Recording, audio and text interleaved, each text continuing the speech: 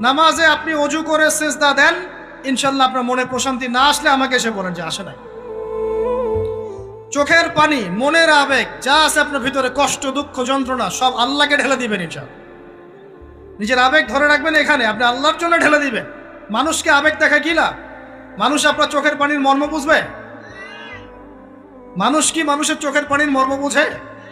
আপনার পিতা যদি মারা যায়, আমার কাছে এসে দোয়া চান কান্নাকাটি করে, আমি দোয়া করতে পারবো, কিন্তু আমি কিন্তু আপনার ফিলিংসটা বুঝতে পারবো না। আপনার অনুভূতি কে বুঝতে পারবেন? আল্লাহ পাক আপনার ঘাড়ের রগের চেয়েও কাছে আছেন। সুবহানাল্লাহ, সুবহানাল্লাহ, আল্লাহ পাক ঘাড়ের রগের চেয়ে কাছে আছে। গতকালকে বাংলাদেশের একজন বরেণ্য আলেমের সাথে একটা কনফারেন্সে ছিলাম। উনি বলছিলেন যে এক ব্যক্তি, এটা শোনেন, এক ব্যক্তি খুব তার শখ যে তিনি সাহাবীদের মতো নামাজ পড়া শিখবেন। কথা বুঝতে পারছেন? সাহাবীদের মতো নামাজ শিখবেন। তো একজন বরেণ্য আলেমের কাছে এসেছেন, এসে বলছেন